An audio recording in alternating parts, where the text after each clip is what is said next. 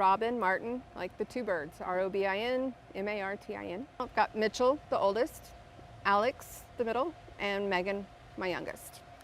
And now talk to me just whatever you, as much as you feel comfortable with, but share to me when your story began Okay. with Mitchell. Well, Mitchell passed away by suicide in August of 2020. And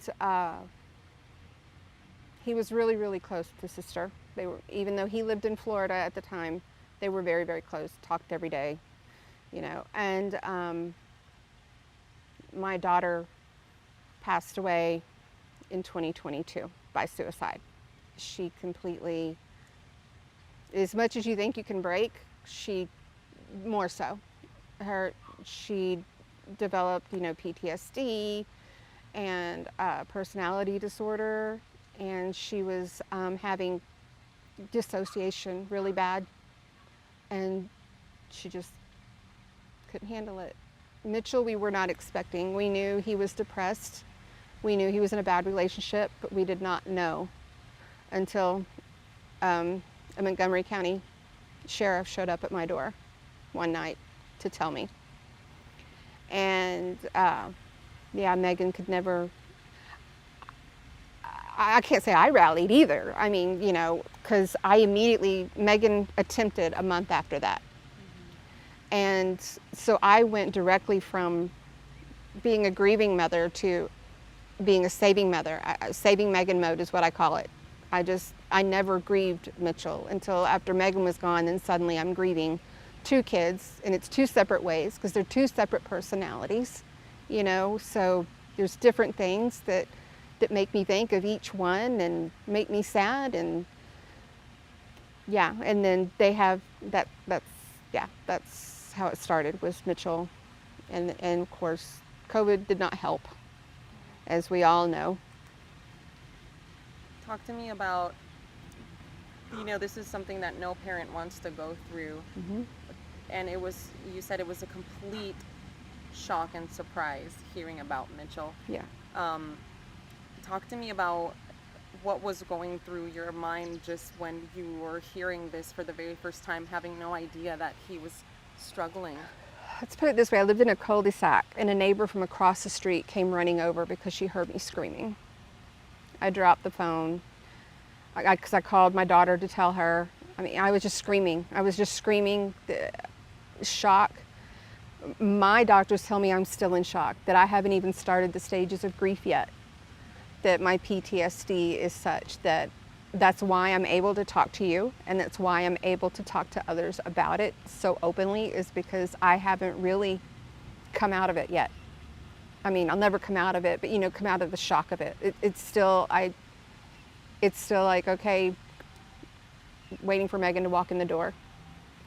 And that was the difference between the two. Mitchell didn't live at home, and it's hard, and it was awful. Megan never left home, so my everyday life changed because, you know, even ordering groceries, even now, is hard because I instinctively go to order, you know, Totino's pizzas and pizza rolls and things, or I don't like ordering DoorDash because it reminds me of the kids because they were so excited when I'd order DoorDash.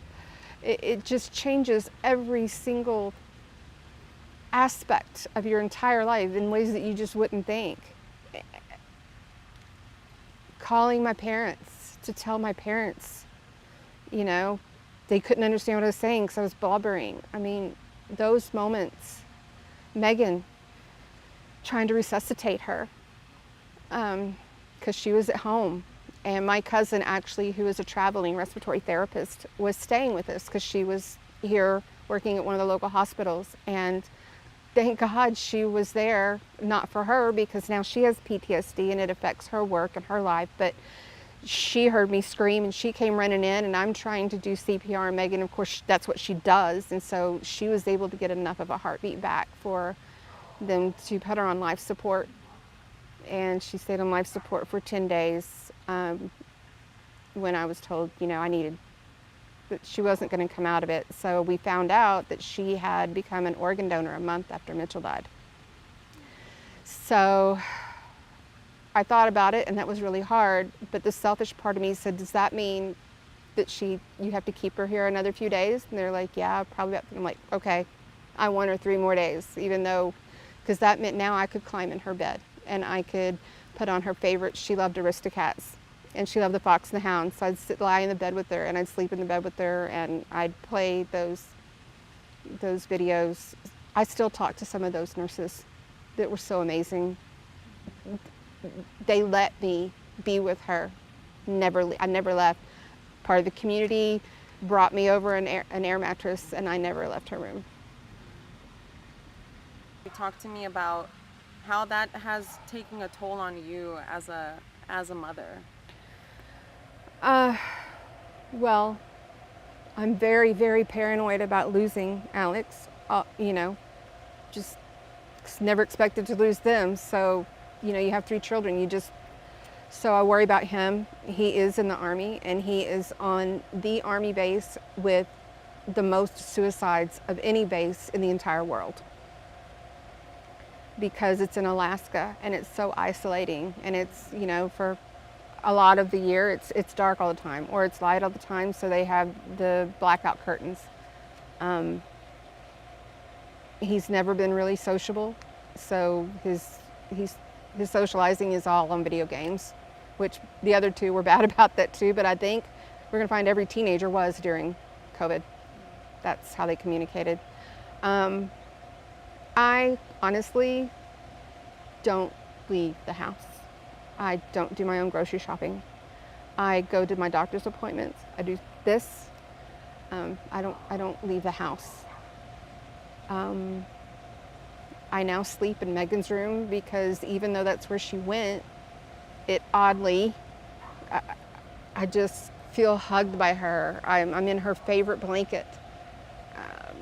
I still spray her favorite scents on my pillows and stuff, so that I feel, and I know it's not healthy for me, but that's how I wake up every morning. I don't sleep much. I might sleep about 4 hours in a 24-hour time. My friends that are my solid core of friends that I've had since I was very, very young are still my solid core, that I know they call me and they're like, how are you today? And I can say how I really am. And they're still gonna call me tomorrow. A lot of the surface friends don't call anymore because they don't want to talk about the great things their kid just graduated college, or just got married. But I do want to hear those things because everybody's life doesn't change. Mine did. My parents' lives changed. My son's life changed. But everybody else's didn't. But for anybody who's thinking about it and they see it as an answer to a problem, it hurts so many people. It just, I couldn't say enough words to say the way it hurts. I mean, my doctors have basically said, the PTSD is just, all we can do is give you coping mechanisms to try to, I was going to say something else. You were talking about the pain, and to others that are maybe thinking about this, really, that they may not realize how deeply this affects and this hurts the people closest to them. Yeah, and I know that makes me sound selfish, and that may make every family member or neighbor sound selfish, but we love you for a reason, and other people love you for a reason.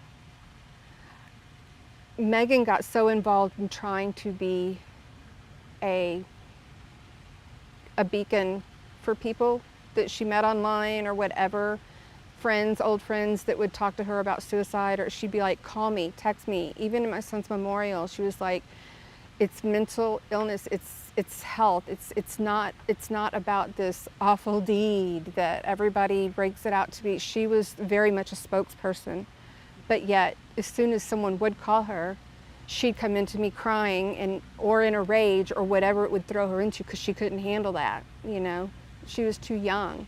But a problem with that is, I think it's a whole nother discussion and legislation that needs to happen, is 18-year-olds, because she was over 18, I couldn't medically force her to take a pill. I couldn't force her to go. I could beg her, and I did beg her, but I couldn't force her to do these things. And because she wanted to go, she wasn't going to take them. I mean, when she attempted the first time, the hospital sent her to one of the local behavior health places, and she had insurance, so it's not even an insurance thing. But she's sweet and kind and got to know the nurses and the doctors really well, and within 4 days they let her go, believed that she was fine. She was still slurring when she came home, Maria. She was still slurring.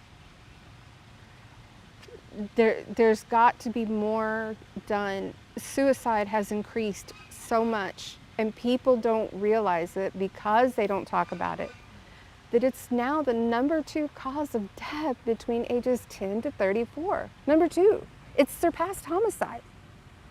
In January alone, 4,000 in the United States. And this isn't just me coming up with numbers, that's CDC. I mean, you can look, these are real. And my mission, my goal is, I'm sure your parents had the talk with you. My parents had the talk with me, usually it's yearly about the birds and the bees and drugs and alcohol. Suicide now needs to be part of that talk. And parents, the resources are there. They can Google age-appropriate conversations about suicide.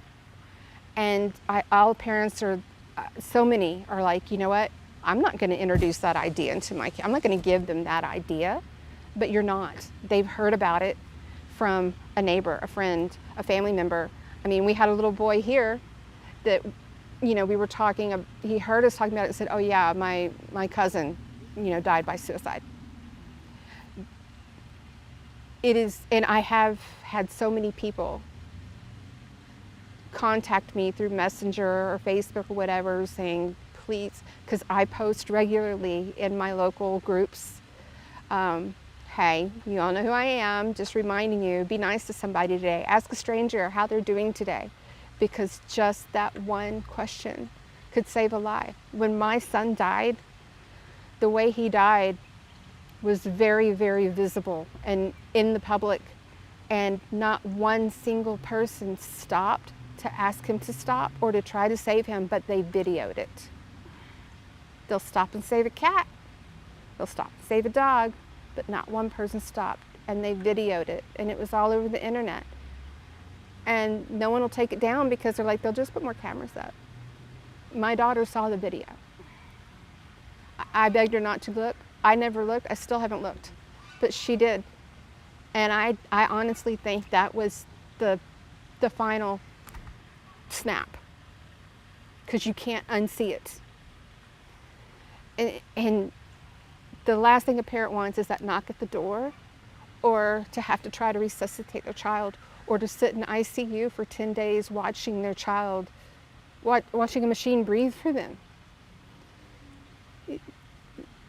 There's just not words to explain that pain. And twice, it's happened to me twice, and I consider myself, I was a good mom. I was close with my kids. I mean, I talked to my son the night before, and it's not just kids, because like I said, it goes to 34 that it's a number 2. I'm not saying that's where suicide stops, because it's not. These people are not cowards. They're not selfish.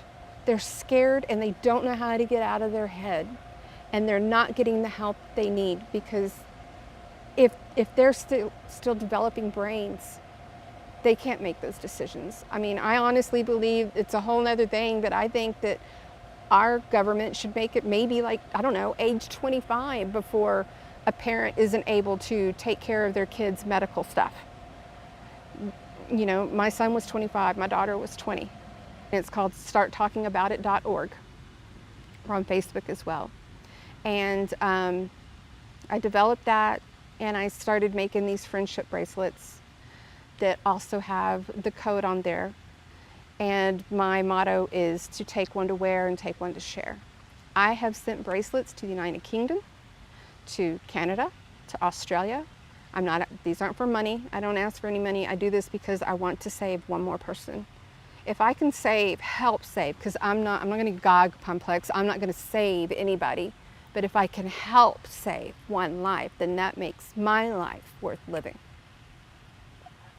That's the only, that doing this project and speaking about it and talking about it and sharing about it, that's cathartic for me.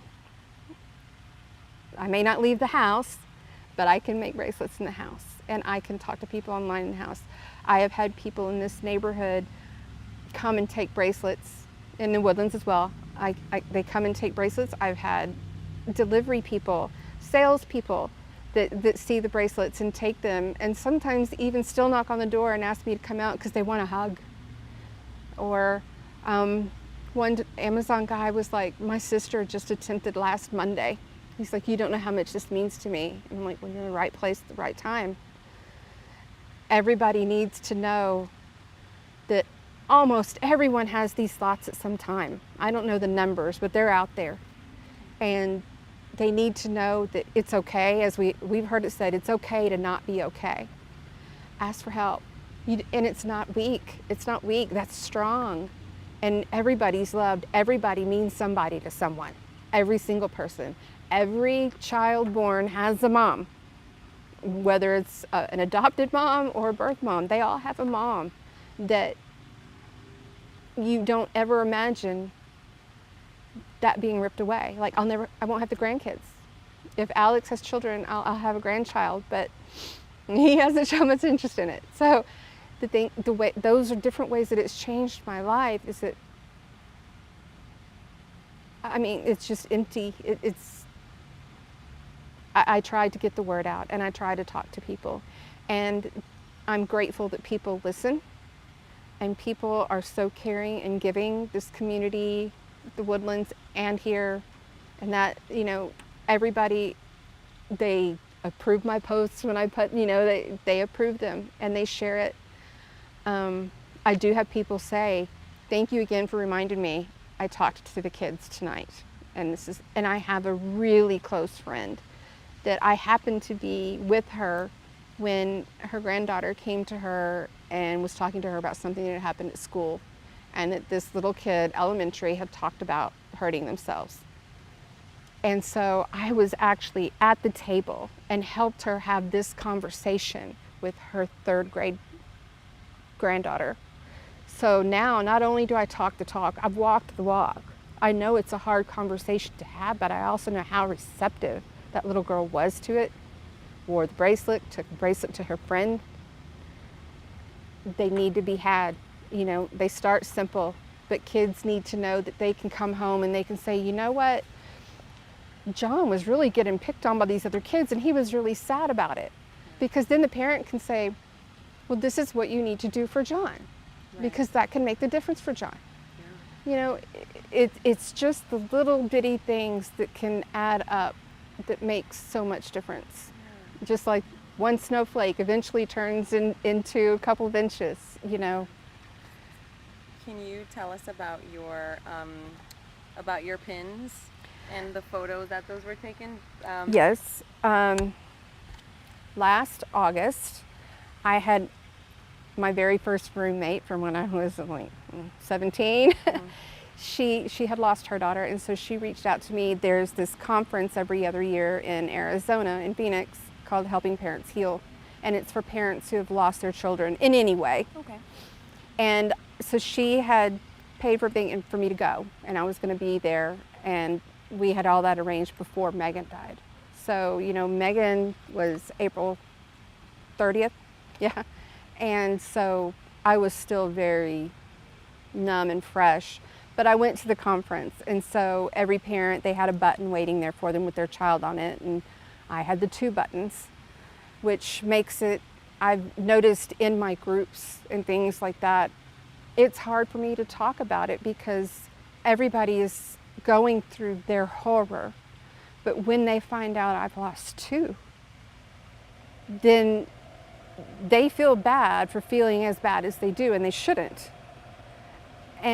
But also, then now they're more fearful for their other children because they hadn't thought about it. But that's another thing that needs to be spoken about is siblings of suicide. I don't know the rate, but I want to say it's like 8 times more likely. the rate for suicide goes up exponentially for siblings of suicide. But both of the kids loved horses. We didn't own any, but this is Mitchell on one of their favorite horses. And this is a picture that Megan took at one of the ponds, had taken at one of the ponds in the woodlands by a friend of hers. And let me say, my kids' friends, they still reach out to me. They call me mom. They check on me. And they reach out to me when they're not feeling so great. Which means the world to me, because I know that's what they want. They're designing this. They're making this happen. I'm learning a lot. I'm becoming more spiritual, not religious, but more spiritual. And I'm learning that my kids have a hand in all of that. They're making sure on that day that one of their friends, that they're calling me for a reason. And so yeah, that's what these buttons are from. Yeah. And you have your own bracelet that you have on you. Yeah, this is a bracelet that one of Megan's old friends had. It's worn out now because, you know, it's been a while, but it's the colors for suicide awareness, which is the teal and purple. Mm-hmm. And then I haven't put my new one on yet, but I plan on it soon. But yeah, this is the original one from Megan's memorial that were made for her. And then the shirt that you have on, everything that you're wearing is like. Yeah, I wanted to make sure that everything. So the semicolon, a lot of people know about it. A lot of people get the tattoo. It means, you know, a lot of people that aren't up on the grammar, you know, it means the sentence isn't over. This conversation isn't over. Your story isn't over. And then on the back, it says, you know, dear person behind me, you matter. You're important. You're loved. Love the person in front of you, or something to that effect. And this was made for me by someone in the neighborhood who, you know, saw my posts, and so she made this shirt for me. And so I had her make a few more shirts that I sent out to friends of mine throughout the country, to Boston and Florida and North Carolina, and people are wearing that. You're now seeing more of these shirts and stuff, the idea of it, sold on Facebook and stuff like that. And people are always great about, that's a wonderful idea, I love that idea, but a lot of them haven't lived it. Yeah. So I speak from what I know, unfortunately. I'm not afraid to talk about it. I know a lot of people don't like to talk about it. But if my kids come up, and how many kids do you have? I have 3. What are their names?